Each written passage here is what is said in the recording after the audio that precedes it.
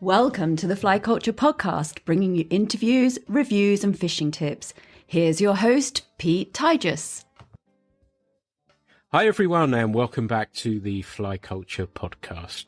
If you're a regular listener to the podcast, you may recall an episode where Gareth Lewis and I chose 5 of our favourite fishing books. One of those was The Trout's Tale by Chris Newton, and I'm really pleased to have tracked him down so that I can hear a little bit more about a book that I thoroughly enjoyed reading. I still dip into from time to time. Chris, thank you for taking the time to talk with me today. How are you doing? I'm doing just fine, Pete. Yeah, we're through COVID now as far as I'm concerned. Not stopping me going fishing. That's good to hear. And have you found that I sort of looked and read about people being sort of creative during this period. Did you find that was a creative period for you, or did you sort of just go with the flow of things? I've got very heavily into photography, actually, during COVID. I've always done photography alongside my fishing, and I've been doing a lot of photography, wildlife photography. Creative-wise, I mean, my full-time job is editing people's books, which is quite creative, I suppose. But yeah, COVID has been relatively kind to me, I think, compared to what some people. That's great to hear. And you said you did, or you've been doing some fishing. Whereabouts are you based, and where is it that you like to fish? I live in Gloucestershire in the Severn Vale, about a mile from the River Severn. Severn isn't really an angler's fishery, but I'm quite close to the rivers of Wales, and my favourite river at the moment is probably the Usk. I go to the Usk and I take the camera and the fly rod and I alternate between the two. And I've had a couple of really lovely days on the Usk in the last few weeks and taken nothing big, but just lovely, lovely fish in a wild, fresh stream. I'm never happier than when I'm by a wild river, you know. That's a wonderful stream as well, isn't it? Particularly noted, I guess, for early season too, isn't it? The large dark olive hatches, etc. Yeah, it fishes. I must admit, I don't usually get out there until May, but it has. I think it still has quite a good hatch of March browns in April, and if you get it right, it can be a very rewarding time. But I've done most of my fishing this year in May and June. I haven't been the last few weeks. I remember actually, I was due to write a piece, and Lee Evans, if you're listening, I did it with him on the Usk, and we hit the March browns. That you mentioned that just sort of reminded me of it, and Right.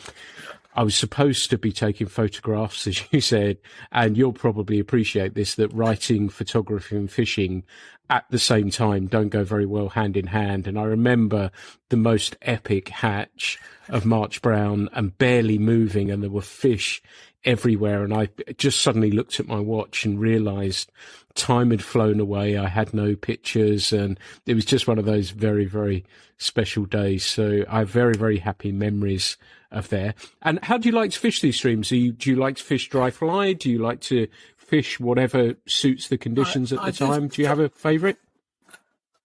Yeah, I'm a great fan of the leaded nymph of one kind or another. I fish various patterns which I tie at home.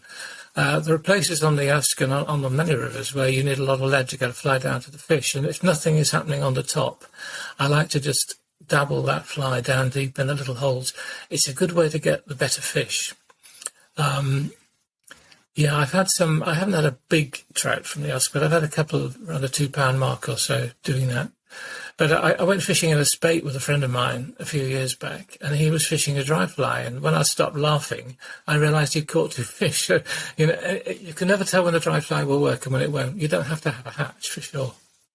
Yeah, absolutely. I always think when the river is certainly starting to come up, it can be a really good time to fish them as well, in the sense that I think the fish realise that conditions are probably going to go against them. They're not going to be able to eat easily for a bit, and so feed pretty hard as the river. I certainly, in my humble experience on my home streams here in Devon, that as the river's coming up, it's a good time. There's a moment before it gets too high, isn't there? It's just when it's creeping up, when you get maybe half an hour of really good sport, and then it may go off for days after that. So you never know. Yeah, absolutely. Well, I'm really excited to learn about, as I said, one of my favourite books and what went into it. And you said that you're full-time job is editing books as well. But the Trout's Tale aside, you've written a number of other ones as well, haven't you? Well, my magnum opus, if you call it that, was my biography of Hugh Falkes. And that came about in an interesting way, really, because I saw his obituary. He died in, when did he die? 1996 he died. And I remember reading his obituary on the Saturday morning in the paper and thinking, I can't wait to see his biography, because I was fascinated by the book. He was my hero. And I used to take that green Bible, his book, Sea Trout Fishing, to the river with me. And I would literally, if I wasn't catching and I was feeling fed up and it was 2:00 in the morning, I'd go back to the car and open Falkes and have a read of one of the key chapters. And it would just fire me up, and I'd go back, put Bill Peters back on, back down to the river, and I caught fish directly as a result of that. And in fact, I actually wrote to Hugh, I wrote him a fan letter only a year or so before he died, and he wrote straight back, little card saying, don't forget to try the surface lure. So I thought, great, I'm going to catch some fish on the surface lure. Right back to Hugh with some ideas. He's going to write to me. We're going to become great mates, and all my fishing buddies will be really jealous. Well, I didn't realise he was pretty ill at that time with cancer, and in fact, he died in March, end of March '96, I think it was. And I waited 9 years, and then it occurred to me one day. I was in touch with Medlar, the publisher, who I knew slightly, and I said, you wouldn't be interested, would you, in me doing a biography of Hugh Falkes? And they said, good idea, come and talk to us about it. So I drove up to Ellesmere in Shropshire, where they're based, and we spent the day discussing it, and I came away with a contract and an agreement. When I say contract, I must stress that there's no money in fishing books, but at least if you get paid something, it's worth having. And I spent the next 3 years researching that book. So that was how the Falkes link all started. It was an extraordinary journey for me, extraordinary adventure. And was it a difficult book to write? Because he's clearly a hero of yours, and I sort of know some of the backstory. Was it difficult to write in that sense, that you wanted to do him the justice that you felt, but I guess there might be some bumpy bits in there as well? That's a very good question. He presented of himself a very good image of a heroic figure, dashing, handsome, skilled, living this idyllic life by this beautiful lakeland stream. But having spoken to a few other anglers on the riverbank about him over the years, and having seen a few mentions in the angling press, I knew that there was more to him than that, and he wasn't necessarily telling the whole story about what had really happened to him. Now, I was a journalist. My first career was as a newspaper reporter. I spent 10 years uncovering people's dirty secrets, So it was second nature to me to do that with Hugh, which was a bit strange, as you rightly say. You're investigating somebody who you've been worshipping for the past 30 years or so, and you discover that they weren't very nice. He had 4 children who he had nothing to do with. In fact, not many people even knew he had 4 children.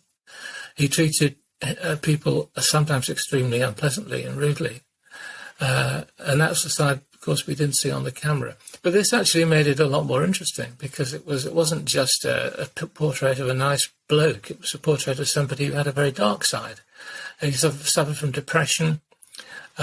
He maintained a facade of being somebody who was much more heroic than he really was. He claimed to have shot down 3 bombers in the Second World War, which I actually was able to get the statement he made when he was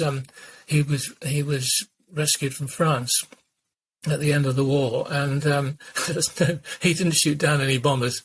He got taken prisoner almost immediately. He flew over, crashed into a wood, was taken prisoner. He spent the rest of the war in a prisoner of war camp. So, that was not the story he told the world.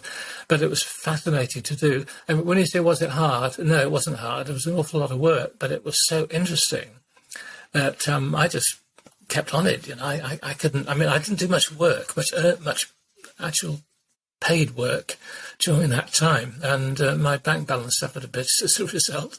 But it was worth it, because it was actually through that I became a book editor, which is a job I love doing, and I'll do it as long as my brain still works. And did you find, I know with our little magazine that's just gone off to our distributor to go to the readers, and there's that really interesting time now where you're a little bit apprehensive. You think what you've put out is really, really good, and you're hoping people feel the same as you do about it. Did you feel that way when the book was published and went out into the big, wide open world? I was fairly confident that it would get a reasonable reception, because I knew that there was a market. It was a hunger to learn more about Fulcus. And I say market, don't get the wrong impression. I never did this to make money, and I didn't make money. I was obviously, as a new published writer, very much concerned that people would like the book and not pull holes in it. But it got a wonderful press. I mean, I was just delighted with the comments it got. It's never sold a lot of copies. I think it sells maybe 3,000 copies, something like that, which is actually quite a lot for a fishing book. So I was well happy with that. But, as I say, you do not make money from books unless you are very famous. Usually you're an established bestseller writer. Certainly in the UK, that's the case, isn't it? And I know people who said, oh, somebody should write a book. And I always try and, in the nicest way, dissuade them a little bit, for the reasons that you said, that they're never going to become a multimillionaire and they're not going to get a great big sign-on fee for that, is it? It's a passion more than anything else, isn't it? Absolutely. Hardly any writers actually make money from what they do. There are about 8 million books listed on Amazon. Well, you can imagine there's not many more people than that reading books. So clearly, you've got to have to be one of the very successful ones to sell thousands of copies. And if you don't sell thousands of copies, you ain't going to make any money. There's an absolutely gigantic gap between the bestseller and the ordinary writer who sells maybe 50 or 100 copies, because that's probably something like the average. Yeah, really interesting point. Really interesting. So I'm guessing that we're going to go towards the other book shortly, but having read the sea trout book by Fulcus, and I guess the salmon one as well, where do you feel most happy? Are you happiest swinging a fly for salmon or sea trout, or casting a nymph or a dry fly for trout? What is it that if I said to you that you've got to do one of these things as your last shot, which would it be? It's got to be the sea trout. I'm absolutely hooked on sea trout. I don't go as much as I used to for several reasons. The sea trout are not there. They weren't really there when I started. I got serious about sea trout at about 86, 87, and people were already saying there aren't enough fish. And I did have some wonderful times and some wonderful fish. But you're no longer allowed to kill sea trout in Wales, and that's probably the right decision. I'm not sure that it is, but they are in trouble. Not as much as the salmon, but they are in trouble. And I don't think it's okay now to catch an 8 or 10 pound sea trout and bang it on the head as I used to. And that touches a deep subject. What do we go fishing to catch the fish, have fun with it, pull it around and put it back, or do we go fishing as hunters? If we go fishing as hunters, we kill the fish, but we also make sure we don't kill too many of them. So we maybe catch 3 or 4 and keep 1, for example. But the culture has moved away from that. A lot of anglers I know, particularly the younger ones, just do not kill fish. And I'm like Fulcus. I'm of the school that says that fishing is really hunting, but you must do it with consideration and economy, and never kill fish that you're not going to eat. That option has been taken away from us in Wales, whether we like it or not. And I must admit, I don't have the same fire for going down to the Towie and hunting those big fish, knowing that whatever I catch, I've got to put it back. It does upset my sense of what fishing is really all about, I must admit. Mm-hmm. Do you think we're getting to that stage? And the reason I ask this is that I got an email from somebody on the Skeena system in British Columbia, and I think they're trying to get people to stop fishing that river because of the trouble that steelheads are in right now. And I know when I fished the Deschutes that the guys were saying there that there's been quite a rapid decline in the runs there. And it seems there that they'll put a line under things very, very quickly. I think whether this momentum continues through, do you think, I'm always a believer that nature finds a way. Do you think that there may come a time that we have to say we've got to stop for a little bit? Or do you think we say, well, let's see what happens? I know in Wales, particularly pollution from agriculture and everything else is having an impact. Where do you stand with this, and how do you feel about that? My concern is that if we stop fishing, that means that we stop supporting the fishery. Fisheries need our money. And they need anglers on the banks, because the first thing that happens if a fishery is closed is the poachers go in. This certainly happens in Wales. I've had anecdotal stories of people poaching fish from rivers that are being neglected by the anglers for the reasons I've described. So we need the anglers on the banks, and we need the anglers, the money that they give to the fisheries. But we can't afford to have them killing lots of fish. To me, this is much less of a problem with brown trout fishing, which is what I actually mainly do these days, because the trout is not under threat in the same way. You can have a great day out on the Ask and catch 6 or 7 or 8 trout if you're lucky, and just take 1 or 2 home for supper. To me, that's completely okay. That's how it's supposed to work. I feel very comfortable with doing that. But the sea trout are a bit different. These Towie sea trout are magnificent, wonderful beasts. And if you catch a double-figure sea trout, it's very likely a female, although the biggest I ever caught was a male, but they're usually female. They've got, I don't know, a couple of thousand eggs in them. Should you really kill that fish? No, you should put it back. But then my instinct about that is maybe I shouldn't have fished for it in the first place, because although if you treat fish carefully, they very likely do survive. You are taking an awful lot of their energy away from them, the energy they need to climb the river and get through the spawning cycle. If you're knackering that fish by playing it for 5 minutes, you're not helping it at all. So I'm very uneasy now about killing those big sea trout. And that's why I actually don't do very much sea trout fishing now. I'd love to think that in a year or two things will get better. Somewhere we will, as you say. Wales has an appalling record for dirty rivers. If only the agricultural industry can be cleaned up so that stops happening. Who knows? We may see the numbers recovering. And if we then start seeing runs of Towie of 7, 10,000, 15,000 fish a year, then we've got a fishery again. But at the moment, it just needs to be protected and rested, and fishing needs to be done in a very sort of considerate and economical way. Yeah, nicely put. Nicely put. Well, we've covered some salmon, we've covered some sea trout. I thought it would be nice to come on to the book, The Trout's Tale. It's a really interesting read, as I've said, and I've really enjoyed it. And I guess it starts really looking at the once mighty British Empire, doesn't it? And the need, or people wanting to experience some trout fishing in a far outpost. And how did the book come about? How did this idea germinate, and how did the idea of this book start? Well, it wasn't my idea, first of all. It was the idea of John Ward Allen at Medlar. He had this idea for having a book written, and he approached 1 or 2 other quite well-known angling writers to do it, and they had other projects on. So he asked me, and we had a chat about it, and I thought, yeah, great idea. I mean, it wasn't a cause like the Focus book, but it was a very interesting topic. John is very interested in the history of fishing, and he's very, he's got a lot of material going back. So he contributed a lot of material to the book. He found lots of illustrations for the book. But I obviously did the work of putting it all together. Unlike the Focus book, there was very little travelling involved, as you can imagine. You can't travel back to 1893 or whatever it is. It was mostly library research. And lots of stuff on the internet. I mean, you can get almost anything off the internet these days, and very often the internet will lead you to something which you can go and research at a library. So, yeah, the research was done, with an eye shade and a pair of glasses and a pen and so on.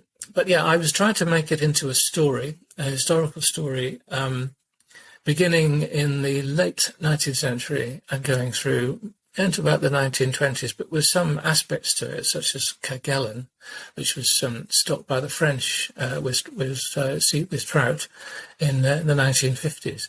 So it's the best part of a century of history was covered. And did putting this book together give you a new respect for the resilience of trout and how they have adapted? It's an incredible. The Salmo tretta is an amazing fish.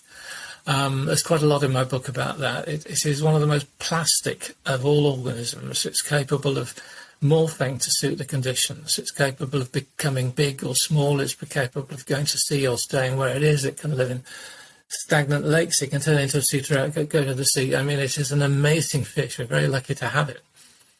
And the book, it was interesting. So I bought it when it came out and we were chatting off mic, and it was published in 2013. And given the previous conversation that we've had, that the landscape, we've talked about harvesting, we've talked about, how runs of fish aren't as good as they were. And even the transplanting of fish. And I remember in New Zealand, I think the trout pretty much wiped out a local population, even despite the fact this was written in 2013. It feels to me as though the landscape has moved on again regarding these things. And, we were aware of them, and like I used New Zealand as a example there. Do you think it has shifted on again with how people are looking about the environment, conservation, even in that short period from when the book has been published? Do you think there's change there, and obviously significant change from when they were first transplanted into different countries? Yeah, I mean, the picture's been changing for throughout history. We started out as hunters. This is why we go fishing, because we have the hunting gene. We want to hunt wild creatures. Some people shoot pigeons and some people catch trout. It's that instinct that we're trying to indulge and give ourselves a pleasurable pursuit, but we also are conscious that we can't just take whatever we want from the environment. There's damn many of us. The earth, and this country particularly, is terribly overcrowded. So we just can't go and do that anymore. And yeah, I think attitudes of conservation towards fishing and everything else are still changing, and have changed substantially since I wrote the book. It's hard to believe that 150 years ago, people were actually capable of believing that they could put whatever creatures they wanted to in a foreign land in order to furnish their homes, give them memories of their homeland, and also exterminate the ones they didn't like. It was accepted. It was normal. You go to another country, you turn it into home. Can you imagine anyone trying to do that today? It's changed beyond belief. Absolutely. And I wanted to move on to New Zealand. I guess it goes via Australia and Tasmania, where eggs were transported down to hatcheries there. But if I think I'm correct in thinking that it was actually the first idea was to actually take salmon eggs down, wasn't it? And trout just came as a free ride, really, didn't they?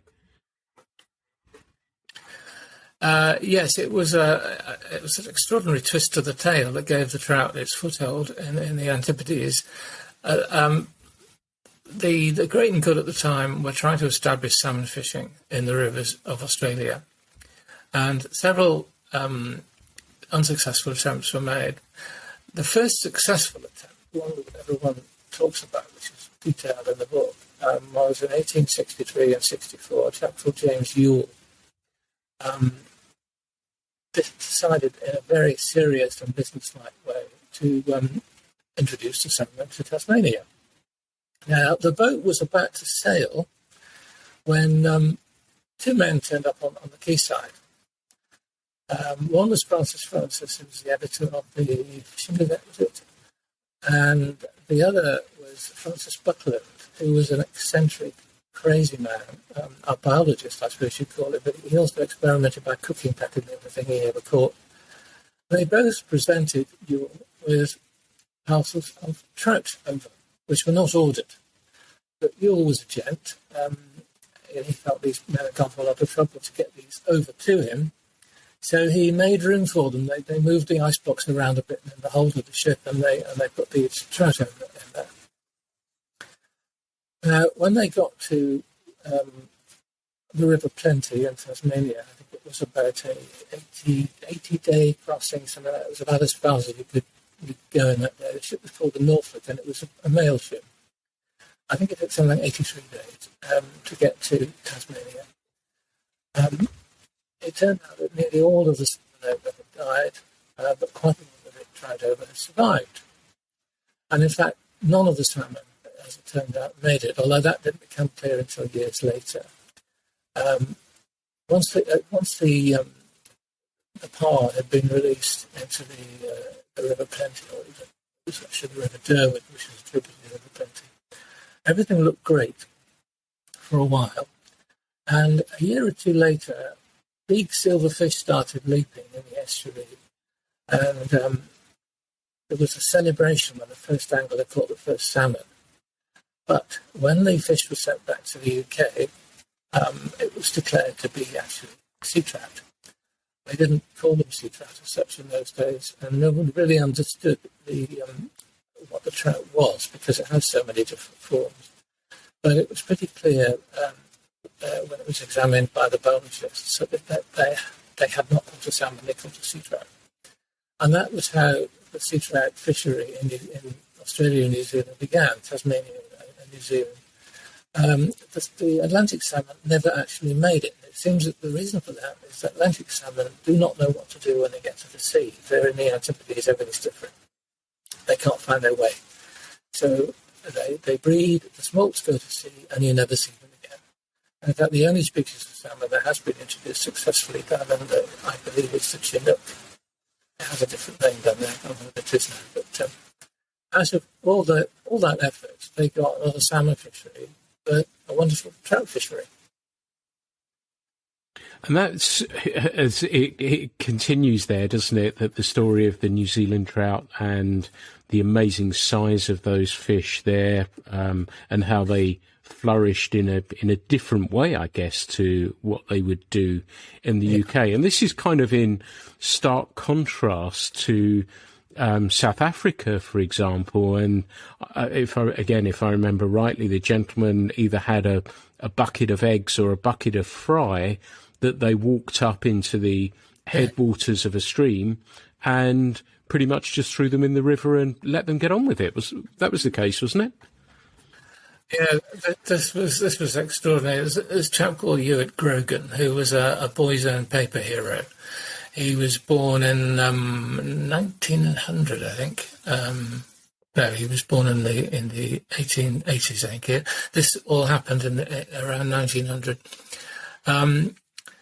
It started off, he was trying to win the hand in marriage of a rather upper-class young woman who, and her father didn't think he was good enough for her, so he tried to prove himself by going on a route march from the southern tip of Africa to the top. I think it was starting in Bear and finishing up, I forget where, but he walked the length of Africa, which is something like 4,000 miles. And he ended up getting attacked by cannibals and killing the cannibals and all kinds of things. So he became quite a famous guy. And he was given a job, effectively, in the new Africa as one of the leaders of the colonists. And he just decided he was going to put some trout in the rivers. I think it was Lord Chelmsford who ran the show, who briefed him to do that. So he just got some shipped over, carried them up with his servants up into the foothills, and dumped them into a little nameless river and left them to it. And extraordinarily, they survived. And I think they still survive today, although there's never been brown trout have never become properly established in Africa, or at least in that part of Africa. There are plenty in southern Africa. This was in Kenya. So that was, I wouldn't say that was the most important introduction by any means of the brown trout in other countries, but it was one of the most remarkable achievements for sure. Yeah, and walking the length of Africa is something. Did he get her hand in marriage in the end? He did, yes, and she joined him. He went out there, and they lived a long and happy life. And I think he died in about 1970 or something, aged about his late 80s, and she outlived him and set up a hospital there, and they became, some of the most revered white men in Africa. So yes, I mean, he had a very successful life, as he deserved to, really, when you think the risks he took. And did he get the chance? Was he a trout angler, and did he get the chance to fish those rivers that he stopped? This was the extraordinary thing. He wasn't interested in fishing. He was a shooting man. Big game was his. I mean, he was far too. He wasn't the kind of chap who fiddles around with little trout. He was a man's man who shot elephants to rhino. So yeah, the fact that he was successful with the trout is one of the most extraordinary parts of the story. And let's move across now from Africa to North America and the introduction of brown trout there. And I know in some cases I've read and I've heard that brown trout are sometimes referred to as German browns. And I know they're greatly revered still by fly anglers in America. But I think, was it Lochleven fish that got in there just ahead of those German ones? Crikey, yeah. Without looking back at my notes or look at the book, I don't remember the exact sequence of events, but it was the Lochleven strain of trout. Because at that time they thought they were different species. They didn't appreciate that they're all the same trout. And if you put Lochleven trout in Loch Tay, then they become Loch Tay trout, to put it simply. It was considered that the Lochleven trout was the best strain, the strongest, purest strain to introduce. And they, of course, it was a little bit later now, towards the turn of the century, and hatching technology had developed a bit. Fish hatching was very much in its infancy when Yule shipped the trout to Tasmania. But within 10, 20 years, it became a much more thoroughly developed technique. And the ones that were introduced in the States did very well. They were produced much more efficiently, and the brown trout colonized America from the east from that day on. And I think I'm right in saying it's the most widespread trout species in North America now. And fabulous to see them. They're absolutely beautiful, despite also them having such beautiful fish as cutthroat trout and Bonneville trout and all sorts of, and brook trout as well, along with their wild rainbow trout as well. And it is kind of interesting to see how they're held in such high regard too, despite being a transplanted species as well. Have you been able to get over to the US? Have you done any trout fishing in the US? I've never fished in the US. No, I've been over there, but I'm not in a situation where I could do any fishing, I'm afraid. I'd like to do that, I must admit. I can heartily recommend it. They're absolutely fantastic. I guess researching the whole thing, as we touched on, must have been a fascinating process. But were there any places that you wanted to include but didn't? And I immediately think of places like Bhutan, areas of Persia, Turkey, places like that. Were there any that you didn't include that you'd like to have included or researched in any case?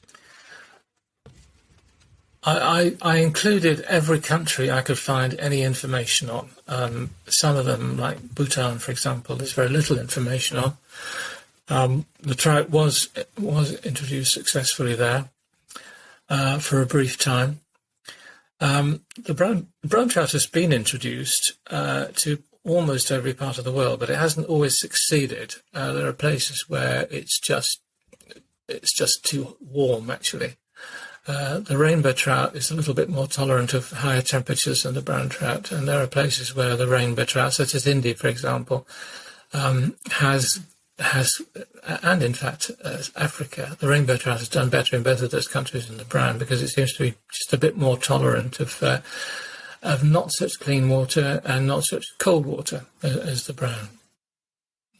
And in a different way as well, and speaking to you as a sea trout angler, Patagonia, and that story there was an extraordinary one, wasn't it? How those fish left the rivers and then came back again. Can you tell us a little bit about the backstory there? Yes, this was all down to a pastoralist whose name I forget, but he was a sheep farmer essentially, and he was charged by his boss to bring some trout over, which he did very successfully. Again, we're talking a brown trout fishery, which turned into a sea trout fishery, because they soon discovered that the brown trout soon discovered that there's more food in the sea than there was in the Rio Grande system. So they started going to sea, and they started feeding on a fish which is very much like a sardine, which lives in the Southern Ocean, and coming back very large. And as anglers all I think know, if you want to catch a monster sea trout, that's the place to go. And interestingly, they also got some very big steelhead over there, which is a relatively recent innovation. So it's a mecca, deservedly so. It's a mecca for the big trout hunter. And that's one of the cases, I guess, where the introduction of a fish has actually probably done something for that local economy, where, as you say, farming is probably primarily the pastime. Yet that has brought in anglers, as you say, from around the world to go visit there to catch monster sea-run brown trout. Yeah. Patagonia is a poor country. I'd love to see it, actually. I haven't been there, but I'd love to see it. The trout fishery that's developed there has created massive wealth not for everybody, but it's had a knock-on effect on the local industry, local shops, and so on. So it's definitely been a good thing for South America, and it's been a good thing for the trout, because they've got a new home over there, which obviously suits them very well. And am I right in thinking that those rivers weren't populated in any way by native species, or was there? I seem to recall now I've said that perhaps there was something there. I think there was some small fish there, rather like in Tasmania and Africa and India. They just did not have these big, bright silver game fish, which we British were so interested in fishing for. None of these countries did, which was one of the reasons why they were so keen to introduce them. I mean, the Indian rivers have got the marcia, which if you like fishing for marcia, it sounds a bit like catfish fishing to me, but they are spectacular fish. But apart from that, there's nothing that was considered to be beautiful or large or hard fighting enough to be the angler's quarry. Hence all the attempts to introduce migratory fish. And the countries where it succeeded, I think it's undoubtedly improved the world from our point of view. I don't know what the local wildlife think of them. New Zealand as well, there are no interesting migratory fish in New Zealand, or that's how the British saw it, certainly. So putting those trout in there has arguably filled an empty niche, which was asking to be filled almost. Yeah, interesting. I want to move on now. Fly fishing has seen, or is often seen, as a solitary sport, and I enjoy fishing in the company of friends, but I also thoroughly enjoy fishing on my own. But one of the places that you've alluded to at the beginning as well for the ultimate solitary fishing experience is an island called Kerguelen. I hope I've pronounced that correctly. I'm sure you'll correct me on that. But that is just about as remote as you can get, and none of us are going to get the chance to ever fish it. Can you tell us a little bit about it and the story about it, please? Yeah. Kerguelen, to me, is the most fascinating story of all. And I kind of discovered the Kerguelen thing because it was almost unknown in the Western world. And I think the reason for that is because it's controlled by the French, who are looking after it very well and are not about to invite tourists to come and spoil things, quite rightly, because it's a preserve. It's part of their Antarctic wildlife reserve, which covers millions of square miles. Kerguelen is about an 80-mile long rock with lots of other rocks coming off it. In the middle of the Southern Ocean, it's over 1,000 miles from the nearest substantial land. It's about the same distance from Australia as it is from Africa, from India. And it is absolutely devoid of wildlife. Relatively young country. It arose from the sea, I think, a relatively small number of millions of years ago. Literally no fish in the rivers at all, apparently. So the French set up a research station on Kerguelen in the 1950s, and a chap called Edgar Aubert de la Rouer from France, who was an ichthyologist, among other things, decided he was going to try and see if he could introduce game fish there. So they shipped some trout over from a river in the Pyrenees and introduced those in 3 or 4 different places in the 50s.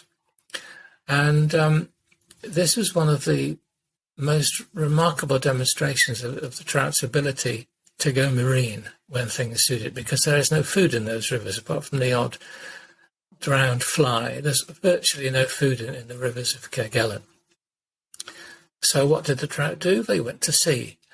The Southern Ocean is one of the richest feeding grounds in the world, which is why there are so many whales and so on down there. They started eating krill, prawn-like creatures, and they came back at ridiculous weights, and they have been caught to over 40 pounds off Kerguelen. But of course, because this is a scientific research establishment, those fish are not regarded as angling trophies. Most of them get put back.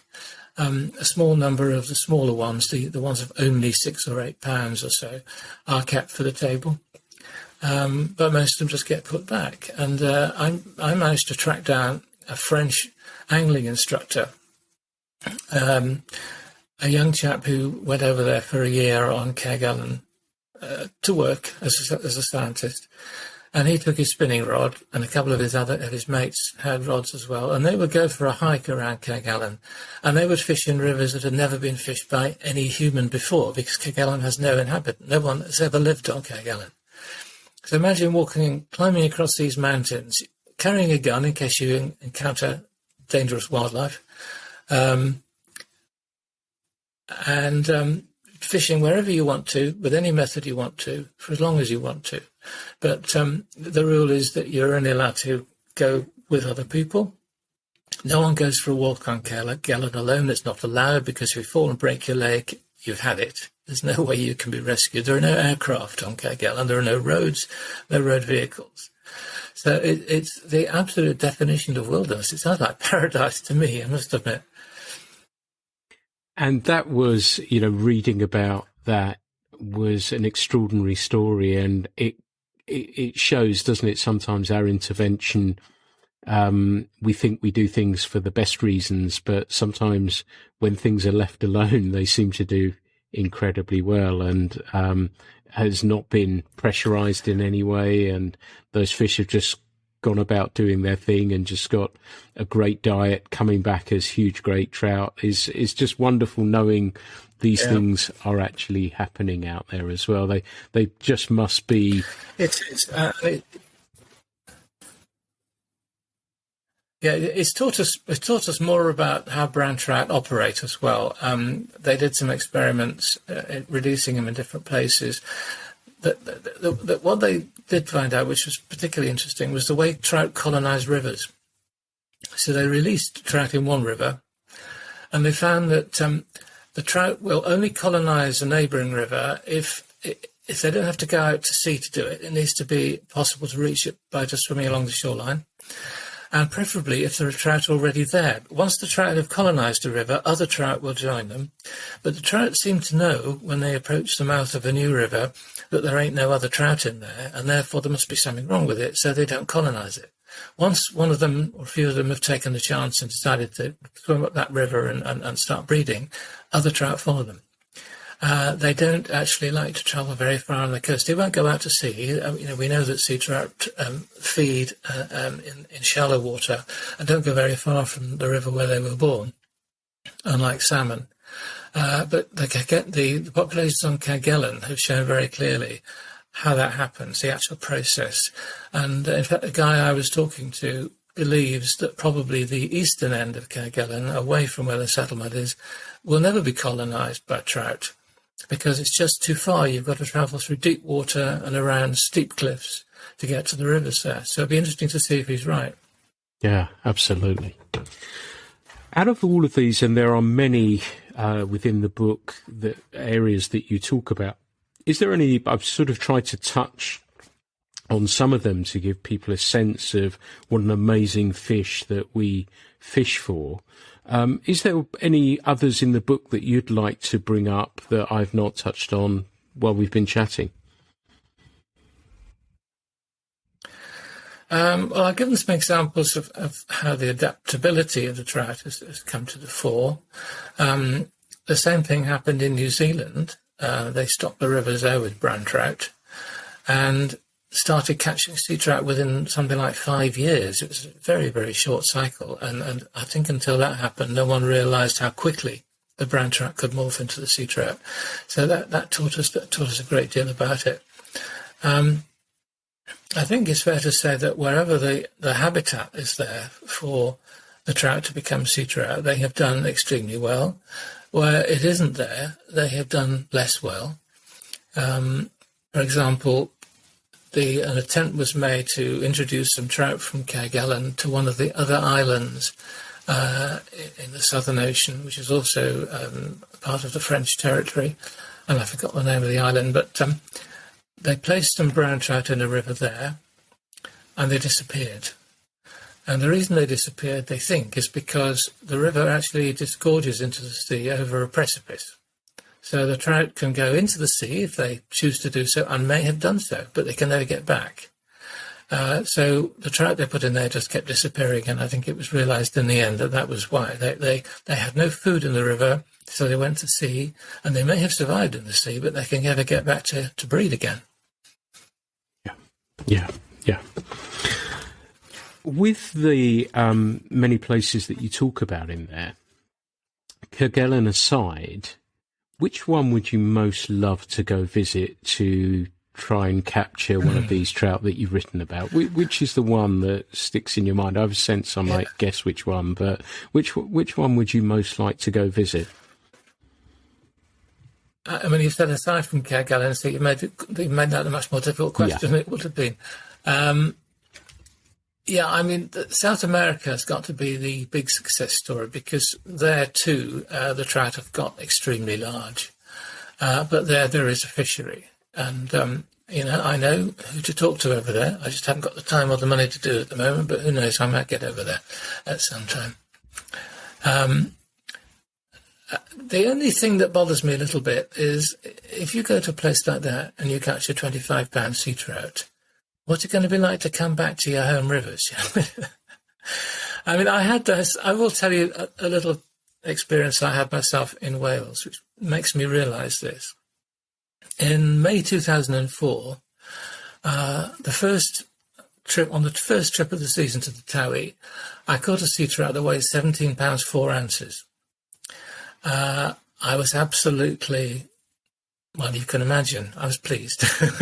It was the most extraordinary fish. It was a beautiful, fresh run silver sea trout. It was a male, actually. And I had it set up. That was one fish I definitely was not putting back. I had it set up. And in fact, you can now see it in the lodge at Abercrombie on the Towie, because I actually, in the end, I sold it to the owner because I thought it was a better home for it. But can you imagine what it felt like after catching that fish to go back to the pool where Nancaredi on the Towie, which is the place where all the anglers go and look over the bridge at the water before they start fishing. I looked into that pool and I thought, I don't really care anymore because I know whatever's in that pool ain't going to be as big as the one I just caught. What do I do now? And fortunately, I had a terrible season after that. I didn't get another sea trout for about, I don't know how many weeks. And the hunger came back. Thank goodness, because I was worried that I'd actually spoiled myself as a sea trout fisher by catching one that was too big. So, yeah, it's all relative, isn't it? It's all relative. I mean, you catch a 2-pound brownie from the ice, that's absolutely thrilling. You catch a small sea trout, that's great. But you catch a bigger sea trout, that's better. It's all relative. Yeah, I suppose it's lucky that 17-pound sea trout wasn't your first ever sea trout, because that's sort of job done, really, isn't it? No, that's a very yeah. I mean, there was nothing clever about it. I caught it spinning because the river was high. I wish I could have caught it on the fly, but it was 18 inches up. I was the only angler on the river. I caught a 6-pounder later, and I was virtually shaking it off. You know, I was virtually just think, go away. You know, I'm fishing for big fish here. I'm very glad it took me a few years to get that one. I still haven't caught one that sort of size on the fly. The biggest I've had on the fly is 11 pounds, but which is big enough, isn't it? But the tabby does have enormous sea trout for sure. I mean, it is. It's not what it was, but it does still have those very big fish. And it sounds to me you're enjoying your fishing as much as you ever have done. Yeah, I don't have the hunger I used to have. I think this does happen as you get older. It seems to happen. I know other friends who feel this way. I would have done anything to catch sea trout 25, 30 years ago. I was absolutely obsessed with it. You know, it didn't help my marriage. It didn't help my work. I'm quite glad it's not like that now. I go fishing now for a day out, and if I catch a nice fish, that's great. But I don't have the hunger that I did, and I think that's right. I think that's how it should be. Yeah, absolutely. I think, and on many times on these podcasts, I've said as we all get older, we look at fishing in a different way, and it perhaps takes a slightly different direction. And like you say, I don't need to run to the river every 10 minutes now, where I may have done. I was going to go yesterday evening, but decided against it. And I may go tonight. I may not. I don't know yet. And sometimes even, I think a couple of seasons ago, may have been last season, may have been the one before, that I'd seen a nice trout rising, cast to it, caught it. It was a small sea trout. And that was on the 29th of September. I didn't even bother fishing the 30th. That was enough for me. And I was really happy. And it changes, whereas you try and eke out every second of it.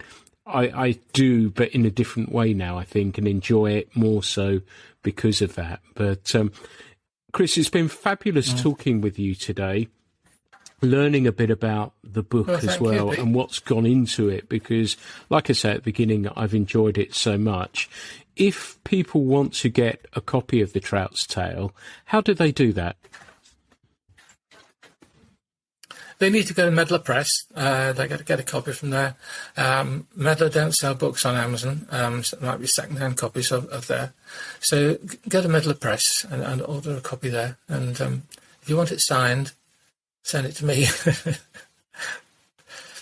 And how do people get hold of you, Chris? They can find me on the internet, chrisnewton.co.uk. I have a website which is mainly about my editing, but it's you can contact me through that. And of course, I guess there's details of the other books on there as well, if people are interested in those. But it's been sorry. No, I was saying that. I mean, I have written about 6 books. Only one other about fishing, which I'll just put a word in for. It's called A Midsummer Night Stream. And it's my personal story of angling adventures. That was published by the company I worked for a few years ago. That's a paperback, $9.99, whatever. You get that on Amazon, or from the publisher I work for called Merrio Books. Fantastic. I'll be getting a copy of that when we're done. Thank you for taking the time to talk with me. Like I say, it's been great to get an insight into a book I've enjoyed reading so much. from the person that's actually written it. And it's been really great to talk with you. Thank you so much for taking the time and being a guest on the Fly Culture podcast, Chris. Okay. Tight lines. All the best. Thanks, everyone, for listening to the Fly Culture podcast. I hope you've enjoyed this one as much as me. Thank you, everyone, for supporting our magazine as well. As you're probably aware, the latest edition is out right now. We're really pleased and proud with how it looks. So thank you for supporting us with that. It's been great fun as ever to put together. Great to have feedback from people as well. So I'm really pleased you're enjoying it. And as ever, there are plenty more podcasts in the pipeline. So thank you so much for listening. The Fly Culture podcast is brought to you in association with Fly Culture, a quarterly print magazine. For more information, please visit flyculturemag.com. You can also find Fly Culture on Instagram, Facebook, and Twitter.